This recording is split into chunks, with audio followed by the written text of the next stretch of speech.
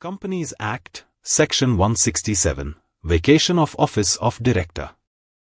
Section 167 of the Companies Act lays down the circumstances under which a director must vacate their office. This provision ensures that only qualified, competent, and ethical individuals continue to hold directorial positions within a company. It provides clarity on disqualifications, legal consequences, and procedural aspects of vacating the office of a director. The provision also specifies the consequences of a director continuing to act despite disqualification and the process for appointing new directors when all board members vacate their offices. 1. Circumstances leading to vacation of office. A director's position shall become vacant in the following cases. A. Disqualification under Section 164. If a director incurs any of the disqualifications mentioned in Section 164 of the Companies Act, they must immediately vacate their position. Exception: if the director incurs disqualification under Section 164(2), which generally relates to non-compliance by a company, they must vacate their office in all companies except the one where the default has occurred. B. Continuous absence from board meetings. If a director fails to attend all meetings of the Board of Directors held during a consecutive 12-month period, their office will be deemed vacant. This applies regardless of whether they sought leave of absence from the board. C. Acting in contravention of Section 184. Section 184 pertains to disclosure of interest in contracts or arrangements where the director has a direct or indirect interest. If a director enters into such contracts despite being prohibited under Section 184, they must vacate their office. D. Failure to disclose interest in contracts, Section 184 violation. A director is legally required to declare any interest, direct or indirect, in contracts or arrangements. If they fail to do so, their position as a director shall be vacated. E. Disqualification by order of court or tribunal. If a court or tribunal issues an order disqualifying a director, their position shall be vacated immediately. However, certain grace periods apply, as explained later. F. Conviction and imprisonment for at least 6 months.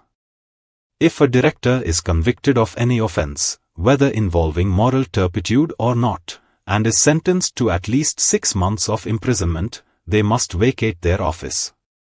Grace periods for orders under clauses E and F. 30 days from the date of conviction or disqualification order.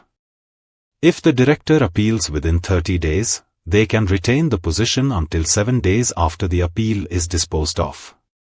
If a further appeal is filed within those 7 days, the director may continue to hold office until the final appeal is decided. G. Removal as per the Companies Act. If a director is removed following due process under the Companies Act, their office shall be deemed vacant. H. Ceasing to hold employment in the holding, subsidiary, or associate company. If a director was appointed due to their employment in a holding, subsidiary, or associate company, their directorship shall become automatically vacant upon termination of their employment in that company. 2. Consequences of acting as a director after disqualification.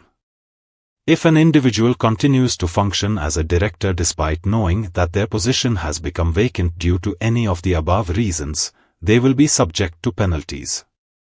A fine of not less than 1 lakh rupees, 1 lakh rupees, but which may extend to 5 lakhs rupees, 5 lakh rupees. This penalty is intended to deter disqualified individuals from misrepresenting themselves as directors and engaging in unauthorized decision-making. 3. Appointment of directors when all positions become vacant. In cases where all directors of a company vacate their offices due to disqualifications mentioned in Section 167, 1, the following process applies. The promoter of the company shall appoint the required number of new directors. If no promoter exists, the central government shall intervene and appoint directors. These newly appointed directors shall hold office temporarily until the company formally elects new directors in the general meeting. This provision ensures that the company is never left without a functional board, which is crucial for business continuity, compliance, and decision-making. 4 additional grounds for vacation of office in private companies. Private companies are allowed to specify additional conditions under which a director must vacate office. These conditions must be explicitly stated in the Articles of Association.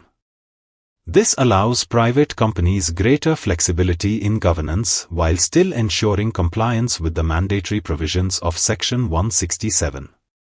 For more details, contact us.